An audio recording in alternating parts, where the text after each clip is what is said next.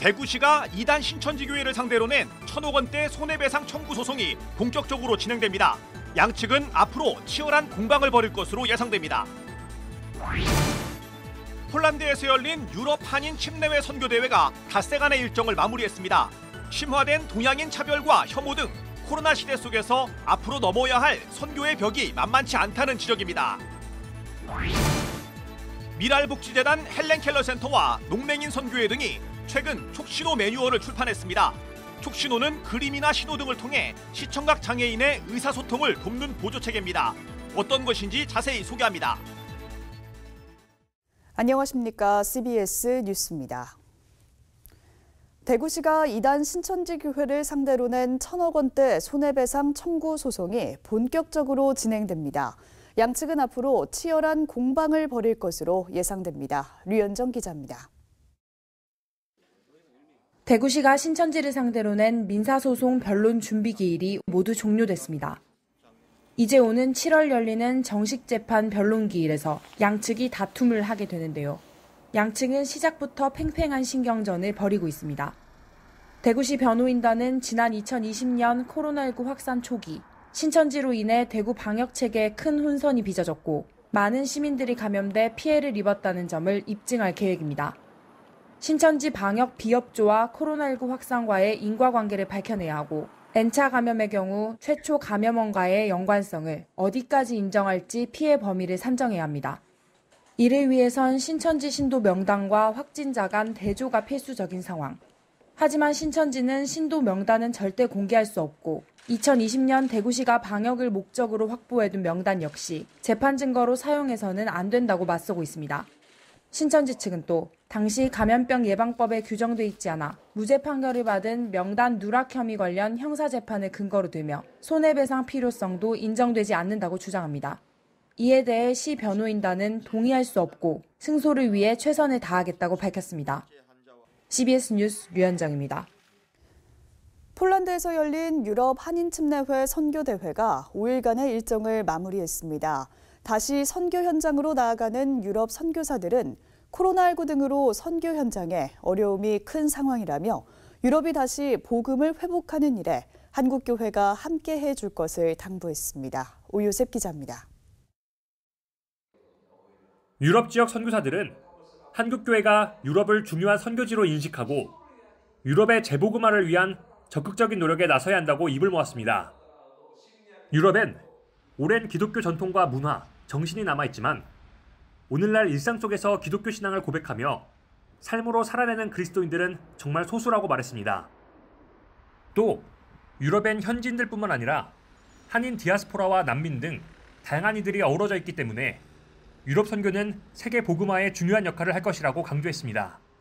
조금만 들여다보면은 이곳이 이미 복음이 활활 불타올랐다가 완전히 식어져가지고 완전히 굳어진 곳이거든요. 그 영광로를 불을 지피기 위해서는 더 엄청난 화력과 자원이 필요하잖아요. 지금 현실적으로 팬데믹 상황을 넘어서서 많은 선교사들이 필요합니다. 현재 장기화된 코로나19 팬데믹으로 선교 현장은 타격이 큰 상황입니다. 이미 많은 선교사들이 철수를 했고 남아있는 이들도 기반 사역이 한순간에 무너지며 큰 상실감과 무력감에 힘든 시기를 보내고 있습니다. 심화된 동양인 차별과 혐오 등도 앞으로 감당해야 할 선교의 벽입니다. 하지만 동시에 선교사들은 코로나19를 통해 그동안 한국교회 선교가 너무 외적인 활동에 치중하고 있지는 않았는지 돌아보게 됐다며 선교의 방향을 다시 한번 바로잡는 계기가 됐다고 말했습니다. 그동안의 거품들이 다 빠질 것 같아요. 한국 선교사는 너무 보이싱이다. 그 한국 교회에 보이는 선교다. 이런 것이 있지만 정말 이제는 본질로 돌아가자. 그 복음, 즉 예수 이름, 이제는 그 복음의 본질로 들어가야 되기 때문에 어떻게 보면 어려운 부분도 많지만 이제는 복음의 본질로 들어갈 수 있는 기회가 아닌가. 한편 유럽이 다시 복음을 회복하기 위해선 각 선교지에서 유럽의 그리스도인들에게 복음을 전파하는 기회를 제공해야 한다는 의견도 나왔습니다. 복음의 능력은 믿음을 고백하고 증거할 때 발휘되기에 유럽 그리스도인들과 함께 유럽 내 난민 선교 등에 나선다면 그들의 신앙의 열정을 회복하는 데에도 도움이 될 거란 설명입니다. 특히 유럽 교회들은 선교 대상이었던 한국 교회가 부흥하고 선교에 앞장서는 모습에 큰 도전을 받고 있다고 전했습니다. 그들이 자기네들 신앙을 고백하고 자기네들의 간증을 증거하면서 이들이 새롭게 마음의 뜨거움을 이렇게 다시 되새기는 어떤 시간들이 되었고 이들의 마음이 복음으로 다시 뜨거워지는 것들을 봤습니다. 예전에 그 서양 선교사들이 한국 땅에 와서 아무것도 없는 그런 곳에 복음을 전했다면 이제는 그들이 잃어버리고 있고 예전에 왕성하게 전하고 있었던 것들을 다시 회상시키는 거라고 할 수 있습니다. 한인 선교사들은 또 유럽이 복음을 회복하는 과정에 한국 교회가 적극적으로 동참한다면 오늘날 한국 교회가 공통적으로 마주하고 있는 위기를 극복하는 데도 큰 지혜를 얻을 수 있을 것이라고 전망했습니다. 폴란드 바르샤바에서 CBS 뉴스 오요셉입니다. 미랄복지재단 헬렌켈러 센터와 농맹인 선교회 등이 지난 19일 촉신호 매뉴얼을 출판했습니다. 촉신호는 그림이나 신호 등을 통해 시청각 장애인의 의사소통을 돕는 보조 체계인데요. 이순규 기자가 소개합니다. 손바닥을 위로 향하게 핀 다음 시청각 장애인의 팔꿈치에 대고 약간 위로 들어 올립니다. 촉신호로 일어나세요라는 의미입니다. 손으로 컵을 잡듯 구부려 팔의 아랫부분에 댑니다. 컵이라는 뜻입니다. 걱정이라는 뜻의 촉신호는 손가락을 구부려 등에 대고 동그라미를 여러 번 그립니다.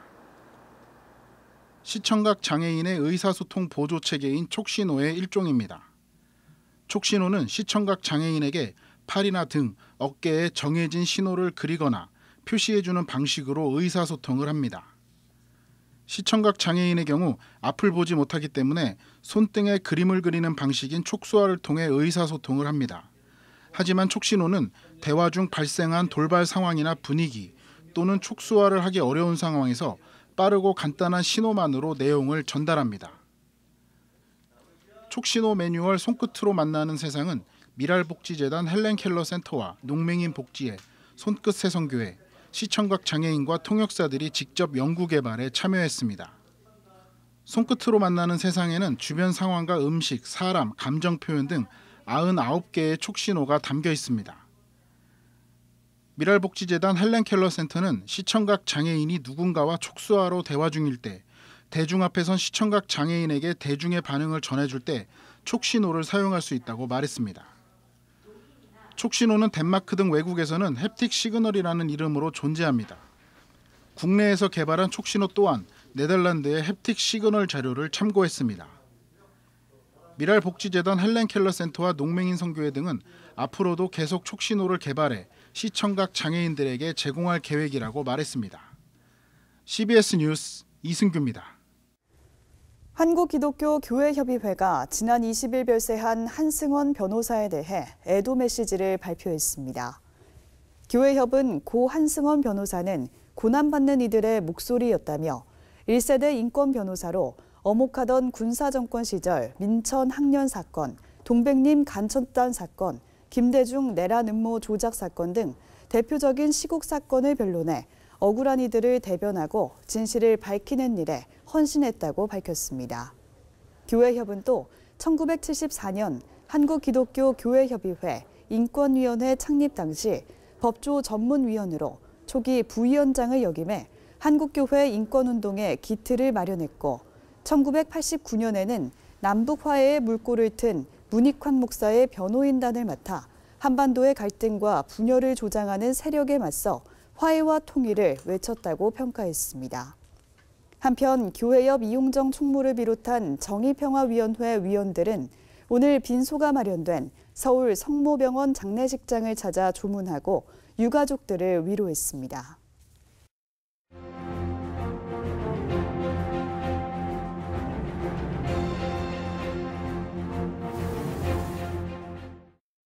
지난 토요일 4월 16일은 세월호 승객 304명이 사망 실종된 대형 참사 8주기를 맞이하는 날이었습니다.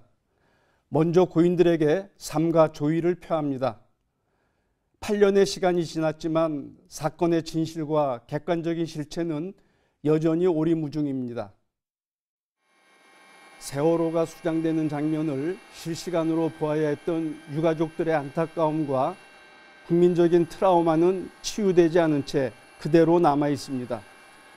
세월호 참사 직후에 너, 나 할 것 없이 역사적으로나 국가적으로 전환점이 되어야 할 것을 이구동성으로 외쳤던 것이 떠오릅니다.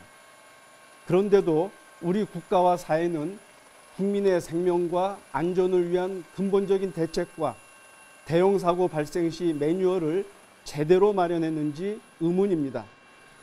지금 우리 국민은 재난에 대한 국가 권력의 신속한 대응을 경험하고 있습니까?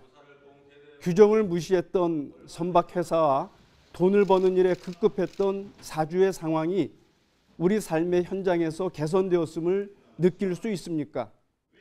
가만히 있으라 지시함으로써 승객들의 스스로 피할 기회를 빼앗고 자신들만 피했던 핵심 승무원들의 무책임한 처사를 돌아볼 때 국가 권력자들과 각계각층 주요 인사들이 책임 있게 행동하는 시스템을 만들었다고 판단할 수 있습니까? 산업 현장에서 일상화된 하청업체 직원들의 산업재해가 나날이 감소하고 있다고 볼 수 있습니까? 삶의 사각지대에 있는 극빈층이 최소한이라도 살 수 있는 삶의 권리가 개선되었다고 말할 수 있습니까? 역사의 과오를 제대로 청산하지도 않고 기억하지도 않으면 언제나 반복된다는 것은 역사가 우리에게 주는 교훈입니다. 세월호에서 출발한 촛불혁명은 문재인 정권을 창출하여 진실을 규명하고 유가족을 위로하며 국민의 생명과 안전을 위한 시스템을 만들도록 했습니다.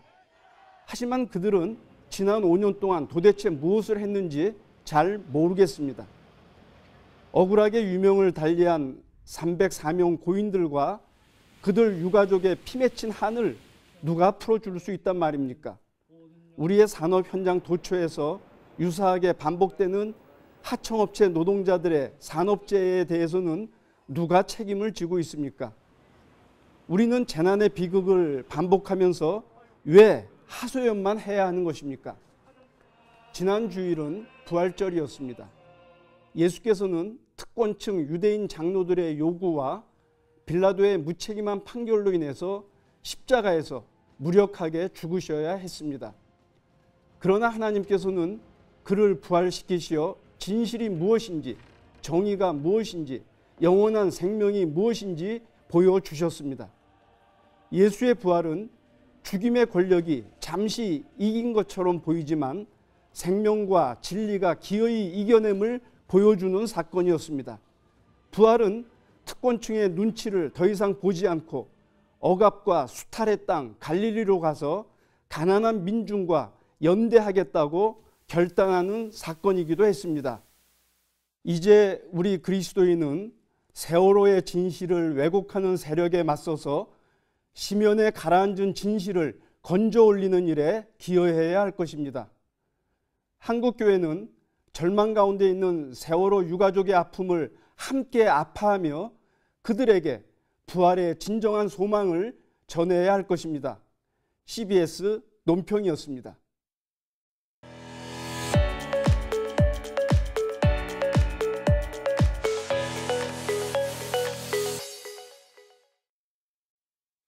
간추린 지역교계 소식입니다. 수영로 교회 건강한 목회 로드맵이 기도 컨퍼런스를 열고 기도하는 교회에 대한 강의를 진행했습니다. 올해로 창립 65주년을 맞은 대구 상동교회는 포도원교회 김문훈 목사를 초청한 가운데 말씀 사경회를 가졌습니다. 대전 YMCA의 김찬훈 신임이사장 취임식 소식도 함께 전해드립니다. 수영로 교회 건강한 목회 로드맵이 목회자와 사모, 평신도 리더들을 초청해 철야 기도로 밤을 뚫다라는 제목으로 기도 컨퍼런스를 개최했습니다. 컨퍼런스에서 이규현 목사는 기도가 자연스럽도록 만들어야 한다며 기도 문화를 계승하고 발전시키는 것이 한국 교회에 필요하다고 강조했습니다.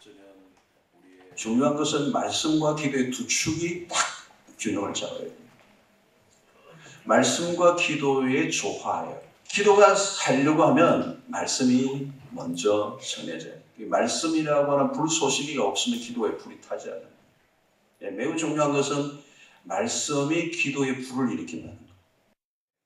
또 수영로 교회의 기도 사역, 기도하는 세대를 만들어가는 방법 등에 대한 강의들도 진행됐습니다. 올해로 창립 65주년을 맞는 대구 상동교회가 포도원교회 김문훈 목사를 초청해 말씀 사경회를 열었습니다. 김문훈 목사는 아브라함과 이삭, 야곱이 어려움 속에서도 끝까지 주님을 잃지 않은 것처럼 하나님을 기대하며 살길 바란다고 말했습니다. 이번 말씀 사경회를 통하여 우리 성도님들이 은혜를 받아 예배의 회복과 지역사회 섬김의 사역을 역동적으로 펼쳐나가고자 합니다. 대전 YMCA가 33대 김찬훈 이사장의 취임식을 가졌습니다. 김찬훈 이사장은 인권도시 대전 만들기와 지역공동체 활성화에 힘쓰고 임기 내에 대전 구암동의 대전 YMCA 사옥을 완공하겠다고 밝혔습니다. 대전 YMCA가 75주년을 맞이하는데 뜻깊은 해에 이렇게 취임하게 돼서 저도 굉장히 기쁘고 우리 YMCA 회원들하고 그다음에 우리 신문 일꾼들하고 우리가 직면한 여러 가지 과제들을 잘 해결하고자 합니다. 원주시 교역자연합회가 주최하고 원주시 기독교연합회가 후원한 2022년 원주시 교역자 한마음 체육대회가 2년 만에 열렸습니다. 운동을 통해서 다시 이제 치유와 회복의 기회를 가지려고 체육대회를 열게 되었습니다. 이렇게 힘을 모아서 원주 복음화를 위해서 다 함께 정진해 나갈 수 있도록 그렇게 체육대회를 열게 되었습니다. 전남 CBS가 창립 19주년 특별기획 출생돌봄 토크 콘서트 슬기로운 부모 생활을 열었습니다. 토크 콘서트에서 3남매의 아빠인 배우 신현준 씨는 46살에 늦가기로 결혼한 후 크리스천으로서 간절한 기도 끝에 자녀를 얻었다며 육아는 사랑의 위대한 유산이라고 고백했습니다. 기적처럼 셋째가 생겼습니다. 모든 기도가 응답되지는 않잖아요. 우리 기도라는 게 항상 기간이 있습니다. 제가 원하는 때가 아니라 항상 하나님이 어떤 시간을 통해서 저를 연단하고 깨닫게 해주시고 감사를 알게 해주시고 그런 다음에 보통 이렇게 기도를 들어주시는데 이어서 웹툰 닥터앤닥터 육아일기의 닥터 베르 작가는 육아에 대한 체험담을 전했고 내리사랑 교육연구소 오연경 대표는 아이의 생각과 행동을 움직이게 하는 부모의 표현력을 제안했습니다. 창원시 기독교총연합회가 주최한 2022년 부활절 연합대성회가 양곡교회에서 열렸습니다. 예배에서 증경회장 문수성 목사가 설교했고 한반도 평화와 코로나 종식 등을 위한 특별 기도가 진행됐습니다. 내일은 대기가 건조한 가운데 전남과 경남, 제주는 대체로 흐리겠지만 그 밖의 지역은 오전부터 차차 맑아지겠습니다. 내일 아침 최저기온은 6도에서 15도, 낮 최고 기온은 18도에서 28도로 예상됩니다. 이상으로 뉴스를 마칩니다. 함께해 주신 여러분 고맙습니다.